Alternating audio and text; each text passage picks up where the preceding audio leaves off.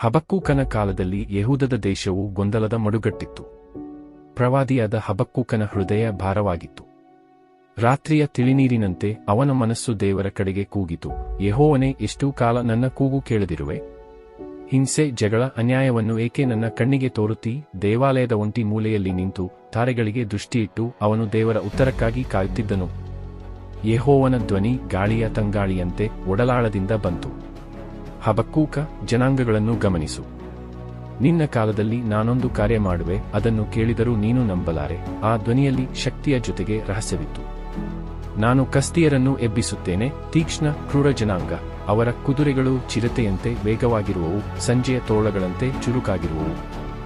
ದೂರದಿಂದ ಬಂದು ಹದ್ದಿನಂತೆ ಕೊಳ್ಳೆಗಾಗಿ ಹಾರಾಡುವರು. ಹಬಕ್ಕೂಕನ ಕಣ್ಣುಂಗುರಗಳು ಆಶ್ಚರ್ಯದಿಂದ ದೊಡ್ಡದಾದವು. ಕಸ್ದೀಯರು?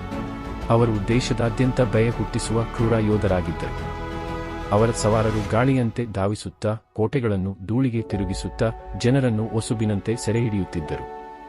ಆದರೆ ಯೆಹೋವನೇ, ಹಬಕ್ಕೂಕ ಕೂಗಿದ, ನಿನ್ನ ದೃಷ್ಟಿಯು ಪವಿತ್ರವಾಗಿದೆ. ಈ ದುಷ್ಟರನ್ನು ಏಕೆ ಆಯ್ಕೆ ಮಾಡಿದೆ?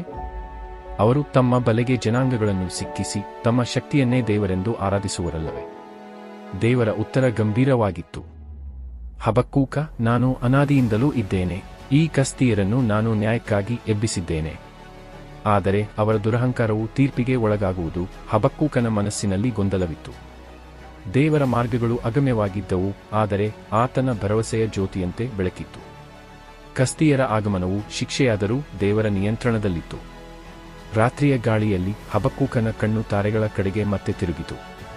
ಯೆಹೋವನೇ, ನಿನ್ನ ಮಾರ್ಗಗಳನ್ನು ನಾನು ಗ್ರಹಿಸಲಾರೆ, ಆದರೆ ನಿನ್ನ ನ್ಯಾಯವು ಸತ್ಯ. ನಾವು ಸಾಯವು, ಆದರೆ ನಿನ್ನ ಕೃಪೆಯಲ್ಲಿ ಭರವಸೆಯಿಟ್ಟಿದ್ದೇನೆ. ಕಸ್ದೀಯರ ಬಲೆಯಿಂದ ಜನಾಂಗಗಳು ಬೀಳಬಹುದು, ಆದರೆ ದೇವರ ನಿಯಂತ್ರಣವು ಎಂದಿಗೂ ಜಾರದೆ ನಿಂತಿತ್ತು.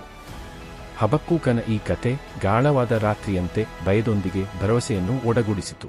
ದೇವರ ನ್ಯಾಯವು ಗಾಳಿಯಂತೆ ಕಾಣದಿದ್ದರೂ ಶಕ್ತಿಯಿಂದ ಕಾರ್ಯಮಾಡಿತು.